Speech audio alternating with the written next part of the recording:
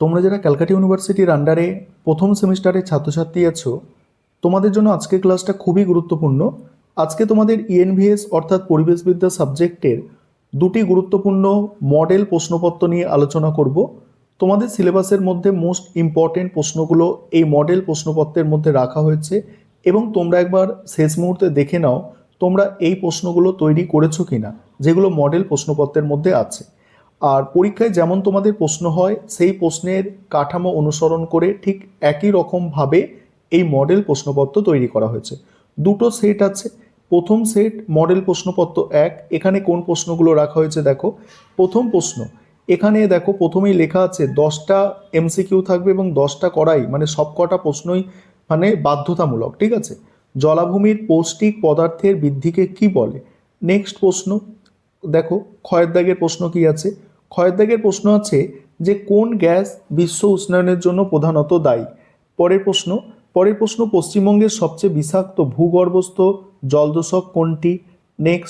Next আছে নিচের কোনটি সংরক্ষিত অরণ্য একশৃঙ্গ গন্ডার সংরক্ষণের জন্য বিখ্যাত? পরের প্রশ্ন, জলীয় বাস্তুতন্ত্রের সর্বনিম্ন স্তরে বা তলদেশে যে পানিটি থাকে তাকে কি বলে? এটা আমি বলেই দিই, বেন্থাস বলে। পরের প্রশ্ন কি আছে? পরের প্রশ্ন, একটি ট্রফিক স্তর থেকে পরবর্তী ট্রফিক স্তরে কত শতাংশ শক্তি স্থানান্তরিত হয়? নেক্সট, গৌণ বায়ুদূষক কোনটি? পরের প্রশ্ন আছে কি গৌণ বায়ুদূষকের পরের প্রশ্ন দেখো, এক্সি2 সংরক্ষণের একটি উদাহরণ হলো এক্সি2। নেক্সট হচ্ছে দেখো, মিশন লাইফ কোন বছর শুরু হয়? পরের প্রশ্ন, পরিবেশ বিজ্ঞানের সাথে সম্পর্কিত নয় এমন একটি বিষয়। নেক্সট হচ্ছে দেখো 2 নম্বরের প্রশ্ন, 10টা অ্যান্সার করতে হয়, যে কোনো 10টা অ্যান্সার করতে হয়। এখানে কি আছে দেখো, সুস্থায়ী উন্নয়নের প্রধান দুটি নীতি। এন্ডিমিজ বলতে কি বোঝো? খাদ্য শৃঙ্খল খাদ্যজালের মধ্যে পার্থক্য। সামুদ্রিক দূষণের মূল দুটি কারণ উল্লেখ করো। কৃষিক্ষেত্রের ওপরে বিশ্ব উষ্ণায়নের দুটি ক্ষতিকারক প্রভাব লেখো। গ্রিনহাউস গ্যাস কি? দুটি উদাহরণ দাও। কঠিন বর্জ্য ব্যবস্থাপনার উৎস ও পৃথকীকরণের প্রয়োজনীয়তা কি? বায়োপ্রসপেক্টিং বা জীব অনুসন্ধান বলতে কি বোঝো? বাস্তুতন্ত্রে ওয়াই আকারের শক্তি প্রবাহ মডেল কি? তারপরে ওটিসি কি? এইগুলো হচ্ছে। তারপর আরেকটা আছে দেখো, মিশন লাইফের মূল উদ্দেশ্য আর মেগা ডাইভার্সিটি রাষ্ট্র বা দেশ হিসাবে ভারতের দুটি বৈশিষ্ট্য। এগুলো হচ্ছে 2 নম্বরের প্রশ্ন। তারপর 5 নম্বরের প্রশ্ন যেগুলো এখানে সাজেস্ট করা হয়েছে, প্রথম প্রশ্ন, জীববৈচিত্র্য ধ্বংসের 3টি মূল কারণ আর পশ্চিমঘাট পর্বতমালাকে জীববৈচিত্র্যের হটস্পট বলা হয় কেন? বাস্তুতন্ত্রে শক্তির প্রবাহ বলতে কি বোঝো?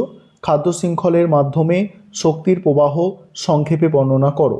নেক্সট হচ্ছে সুস্থায়ী উন্নয়নের লক্ষ্যগুলি বিস্তারিত আলোচনা করো। ভূগর্ভস্থ জল দূষণের উৎসগুলি লেখো। কীটনাশক কিভাবে মৃত্তিকা দূষণ ঘটায় তা আলোচনা করো। তারপরে কি আছে, বিপন্ন প্রজাতি বলতে কি বোঝো? ইনসিটু এক্সিটু সংরক্ষণের মধ্যে পার্থক্য আর বায়ু দূষণের প্রধান কারণ আর ওজোন স্তর ক্ষয়ের ক্ষতিকারক প্রভাবগুলি আলোচনা করো। এবারে মডিউল 2 থেকে দেখো যেগুলো আছে, গঙ্গাপুরিং এক ধরনের কি সেটা লিখতে হবে। ওজোন গ্যাস বায়ুমণ্ডলের কোন স্তরে পাওয়া যায়? তারপরে সিএফসি গ্যাস নিম্নলিখিত কোনটির জন্য দায়ী? নেক্সট হচ্ছে নিচের কোনটি মৃত্তিকা ক্ষয়ের প্রধান কারণ? এটা কোনটি হবে? নিচের কোনটি মৃত্তিকা ক্ষয়ের প্রধান কারণ? নেক্সট হচ্ছে পরিবেশের অংশ হলো। নেক্সট, বায়ুশক্তি এক প্রকার কি সেটা লিখতে হবে। বায়ুশক্তি এক প্রকার কি? নেক্সট হচ্ছে বিওডি কিসের পরিমাণ নির্দেশ করে? বিওডি কিসের পরিমাণ? জল দূষণ হবে এটা। একটি পতঙ্গ কখনই যা নয় তা হলো কি? পরের প্রশ্ন হচ্ছে জন্মহার ও মৃত্যুহারের মধ্যে কোনটি জনসংখ্যা বৃদ্ধি করে? নেক্সট হচ্ছে কয়লা হলো একটি। নেক্সট প্রশ্ন এবার 2 নম্বরে দেখো, মরুকরণ সম্পর্কে একটি সংক্ষিপ্ত টিকা। জন্মহার মৃত্যুহারের মধ্যে পার্থক্য। বৃক্ষ রোপণ ও বৃক্ষ ছেদনের মধ্যে পার্থক্য। বিলুপ্ত পায় ও বিলুপ্ত প্রজাতির মধ্যে দুটি পার্থক্য। প্রাকৃতিক সম্পদের হিসাব রক্ষণ বলতে কি বোঝো? চিকিৎসা বর্জ্য কি দুটি উদাহরণ? প্রজাতির বৈচিত্র্য বলতে কি বোঝো? ভারতবর্ষের যে কোনো দুটি জল বন্টন সমস্যার উদাহরণ। বায়োপাইরেসি কি? ওজন গহ্বর বলতে কি বোঝো? তারপরে বাস্তুতান্ত্রিক পিরামিড বা সংখ্যা পিরামিডের সংজ্ঞা দাও। এবারে দেখো সবুজ শক্তির দুটি উদাহরণ দাও। তারপরে 5 নম্বরের প্রশ্ন এখানে যেগুলো সাজেস্ট করা হয়েছে দেখো, আগে যে প্রশ্নগুলো তোমাদের দিয়েছি আমি অলরেডি সাজেশন দেওয়া আছে, সেগুলো দেখে যাবে। অনেক সবাই তো দেখেই নিয়েছো। তারপরে শেষ মুহূর্তে এই দুটো মডেল প্রশ্নপত্র দেখে যাও, কেমন প্রশ্ন হবে একটা আইডিয়া পাবে, এবং এখান থেকে কিছু প্রশ্ন তোমরা অবশ্যই কমন পাবে। তারপরে দেখো বাস্তুতান্ত্রিক ক্রমপর্যায় বা সাকসেশন বলতে কি বোঝো? আর বিকল্প শক্তির উৎস হিসাবে জৈব ভরের গুরুত্ব সংক্ষেপে লেখো। পুনর্নবীকরণ শক্তির ব্যবহার সুস্থায়ী উন্নয়নকে ত্বরান্বিত করে, এই বাক্যটি সাপেক্ষে যুক্তি দাও। নেক্সট হচ্ছে গ্রিনহাউস গ্যাসগুলি কিভাবে বিশ্ব উষ্ণায়ন ঘটায়, মানুষের স্বাস্থ্য ও বাসস্থানের ওপর বিশ্ব উষ্ণায়নের প্রভাব উল্লেখ করো। তারপরে কি আছে? কঠিন বর্জ্য ব্যবস্থাপনা বলতে কি বোঝো? পৌর ও বর্জ্য নিয়ন্ত্রণের উপায়গুলি বিস্তারিত লেখো। পরিবেশ রক্ষায় অরণ্য সম্পদের গুরুত্ব আর বৃক্ষছেদনের ফলে সৃষ্ট প্রধান সমস্যাগুলি আলোচনা করো।